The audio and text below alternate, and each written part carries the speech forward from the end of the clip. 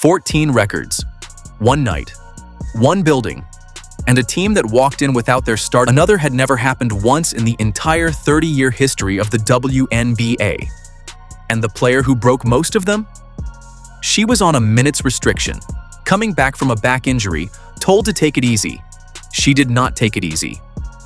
By the final buzzer, Caitlin Clark had personally rewritten the record book, silenced every doubter in the arena, and closed the game out with a play so cold it belongs in a movie. This is exactly how it happened, record by record. Stay to the end because the last one she broke is the one nobody saw coming. Here is the setup. Caitlin Clark, still fighting her way back from a back injury. Aliyah Boston, not even in uniform. And across the floor, Seattle rolls out two giants in Dominique Malonga and Awa Pham, both ready to bang inside for 40 minutes, plus a live wire guard in Floujay Johnson. And yet, by the end of the night, the Fever did not just find a way to win. They broke 14 separate records. 11 of them have Caitlin Clark's name on them. One of them had gone untouched for decades, set before she was even born. This is the full breakdown of the night the record book got torn up, and the night Caitlin Clark answered every single critic without saying a word. Point through the shot clock, at the logo, step back, sidestep, three left wing, good! Caitlin Clark, a Fever franchise record, 41 points, and the Fever lead by 3 with 38 seconds to go. Timeout, Seattle.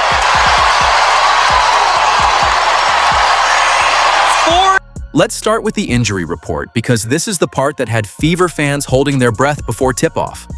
Aliyah Boston, out with a right lower leg injury. Caitlin Clark, still on a minutes limit, not cleared to run a full game. So Indiana walks in without their starting center and without a complete version of their best player. And somebody has to find answers in the paint against a Seattle team built to attack that exact weakness.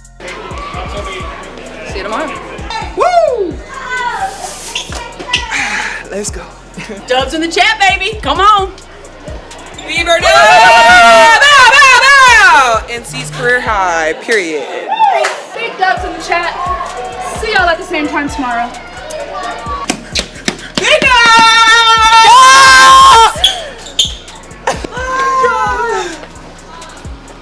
Pham stands 6'4". Both of them can go to work inside all night. And these are not just tall bodies taking up space.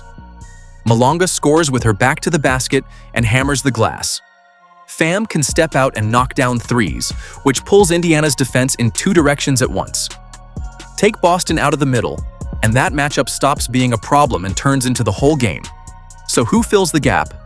Michaela Timpson, a sophomore, handed her first career start with almost no warning. Sit with that for a second. You find out hours before tip-off that you are starting against one of the most physical front lines in the league. Not days to prepare. Hours.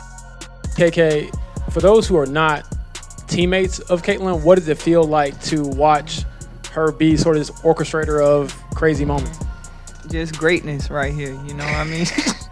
Man, she does some crazy stuff out there on the court, man. You know, of course, her signature logo threes, the way she can get to her shots and just being able to, you know, set her screens and get her open. You know, we trust her so much here on the Fever, and I mean, she's just a great player overall. You know, she's always, you know, talking to me, making sure, you know, hey, come set me a screen, you know, but I'm willing to do whatever I can for her, you know, on the court, and just great player overall. Monique Billings gets pushed into a bigger role too, the veteran asked to hold everything steady while the rotation scrambles around her, defense, and whether Indiana even has enough bodies to survive foul trouble. Add Floujay Johnson on Seattle's perimeter, a guard who turns one missed shot into 3 points the other way in a blink, and the question walking into this game was simple. Could Indiana survive Seattle's size and speed with no Boston anywhere on the floor? Early on, the margin looked thinner than anyone wanted to say out loud, and you could feel the nerves the second Seattle landed its first punch. Before we even get to Clark, 3 records fell that had nothing to do with her, broken by her own teammates in the same building on the same night. Start with Kelsey Mitchell because she came out swinging from the opening tip. 17 points in the first quarter alone. That is the most points anyone has ever scored in a single quarter in Fever history. Not this season, not this year, ever. She was pulling up from deep, attacking closeouts, getting to her spots like the outcome was already decided before Seattle even set its defense. Scoring offenses in the history of the league. Here is Clark, bounces inside for Billings. Cut off there by Vaughn, Billings into Mitchell, and she gets the friendly bounce. What a great by Seattle. They'd rather get back and load their defense. And a heavy dose of Caitlin Clark here so far, and Mitchell finishes at the rim. 45 And she was not done. Mitchell knocked down at least 3 3-pointers for the 9th straight game, which puts her second all-time in WNBA history for that streak. The only name ahead of her? Clark, who ran off 10 in a row, and she is right on her heels. This one also gave Mitchell her 14th career 30-point game and stretched her double-digit scoring streak to 40 straight games. That is not a hot week. That is not a hot month. That is a player who shows up every single night and gets hers no matter what the defense throws at. Now flip over to Mikayla Timpson, because her story hits different. First career start, Boston out, almost no time to get ready. No easing in. No working up from the bench, just handed the keys and told to go bang with a Seattle front line built to bully people.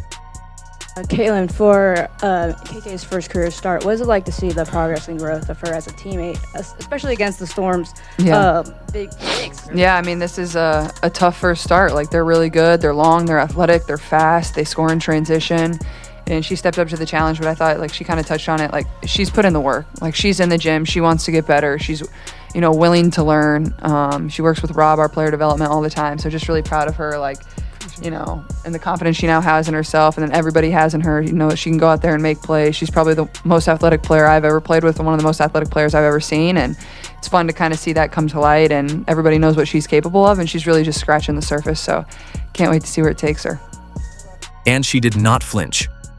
Timpson finished with 8 points and 9 rebounds, and 8 of those boards came on the offensive glass. Think about what that means.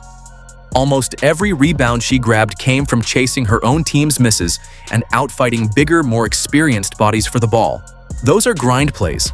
Nobody clips those for a highlight reel. But those are the plays that win games when the shots are not falling. That night put Timpson all time as a sophomore. In her first ever start, and immediately putting her name next to people who have been in this league for years. Third most offensive rebounds.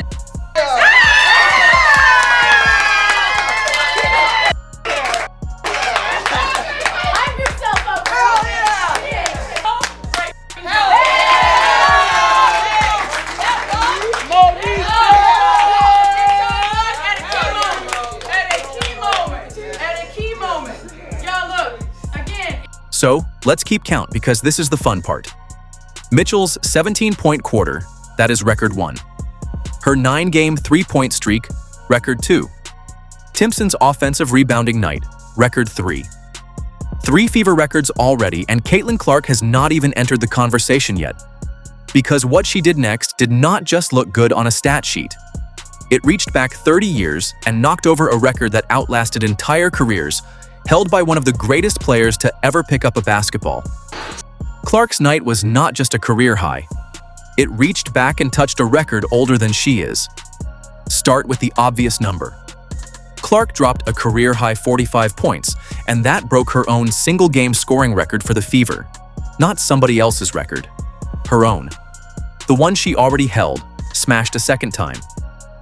That is a player who keeps raising her own ceiling every time you think she has hit it.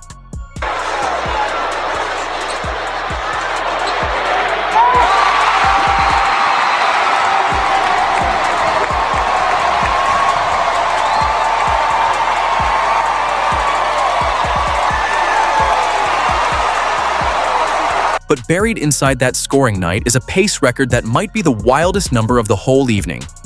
Clark is now the fastest player in WNBA history to reach 200 career three-pointers, and she got there in just 74 games. Some players need an entire career to hit 200 threes. Clark blew straight past it, and that same night bumped her to 5th all-time in Fever history for threes made.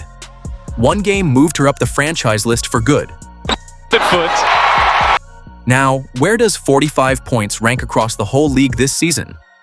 Second, Only Marina Mabre's 53-point explosion sits above it. The entire WNBA all year. And she did not chase that number by chucking up shots either, because the assists were stacking up right beside the points. On defensive fouls from here, a real opportunity for Indiana. Clark with 15 points here on the night.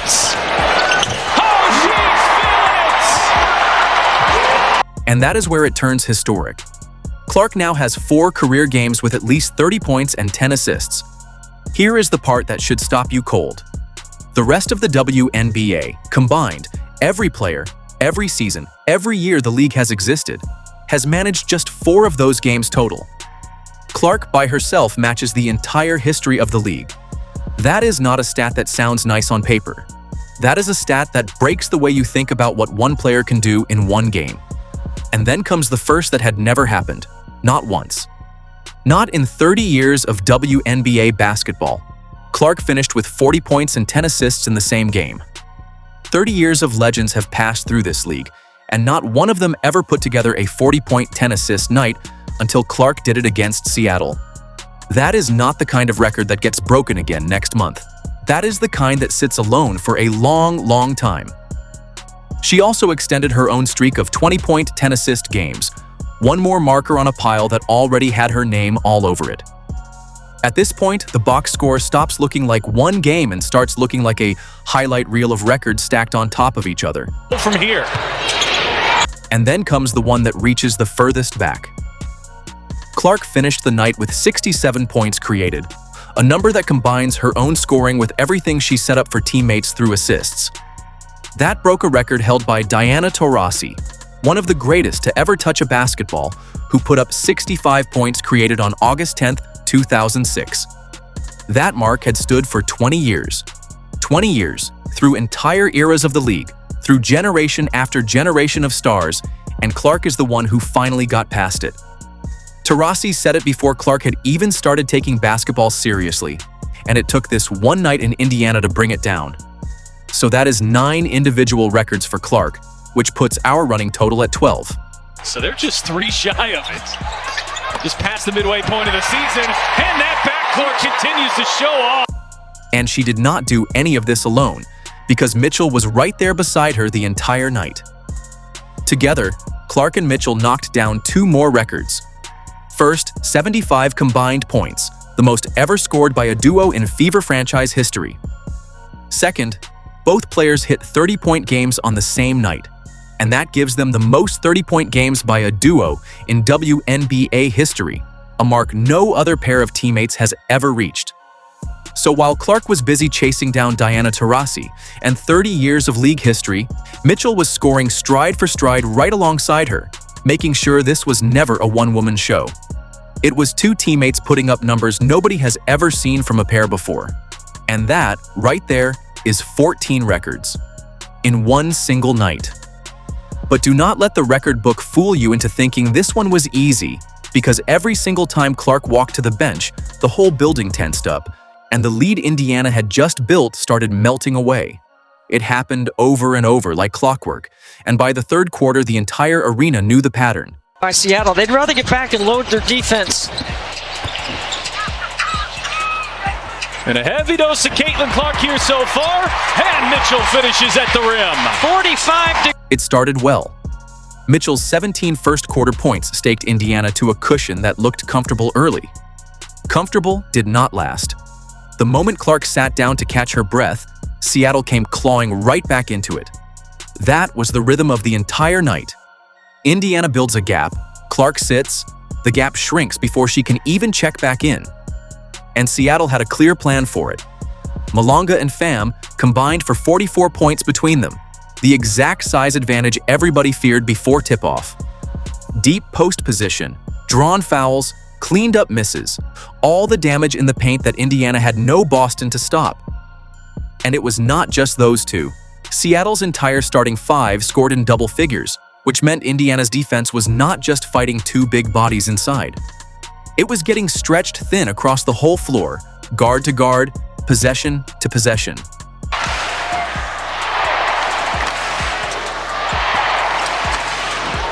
Malonga is open. Oh, look at Johnson just pull down the rebound and the putback. The fourth quarter turned into a flat-out dogfight. Bucket for bucket, neither team able to build any breathing room. Every time Indiana answered, Seattle came right back down and matched it. That is the kind of stretch where the whole arena roars on every single possession, because nobody knows which way it is going to break. Then Indiana's defense finally clamped down when it mattered most. Seattle managed just 19 points in the final frame, a massive drop after leaking points all night long, and that is where the Fever finally looked like the team that was supposed to win this thing. Monique Billings came up with a momentum-swinging block right as Seattle tried to climb back in. Lexi Hull ripped 3 steals and turned Seattle possessions into points the other way. Those plays do not lead the highlight package, but they are the reason Seattle could not finish what it started. Johnson pokes it away. Under 10. Clark. And then, the final minute, the stretch that decides how everyone remembers the whole night. Flau J. Johnson drove hard at the rim, looking for the bucket that ties it right back up. Clark met her at the rim and swatted it clean. Then, like it was scripted, she came right back down the floor and buried the go-ahead 3, the kind of shot that just ends any doubt in the building. Block on one end, dagger on the other, one possession, and the door slammed shut on Seattle for good. Under 10. Clark fires. Hits.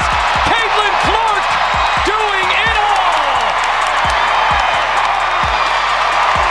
Thought the ball. That one sequence sums up the entire night. Indiana builds it, nearly gives it away, and the same player who could not even stay on the floor the whole game because of a minute's restriction is the one who makes the last stop and knocks down the shot that ends it. After the game, Clark kept circling back to one word: trust. Trusting the recovery. Trusting her legs after weeks lost to that back injury. And the rhythm is all the way back now. No hesitation, no guarding herself out there. Stephanie White pointed to the defense as the real sign of growth, not the scoring everyone is talking about. That block on Johnson was not luck. It is a habit, and it is building fast. Next up is the Liberty, a real measuring stick game, and Indiana walks in with momentum and MVP chatter getting louder by the week.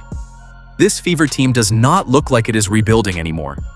It looks like it is arriving. So drop CC Record Breaker in the comments to show Caitlin some love. And if you made it this far, hit like, subscribe, and turn on all notifications, because we are bringing you every bit of the action and every top story. Tap the video on your screen, and we will see you in the next one.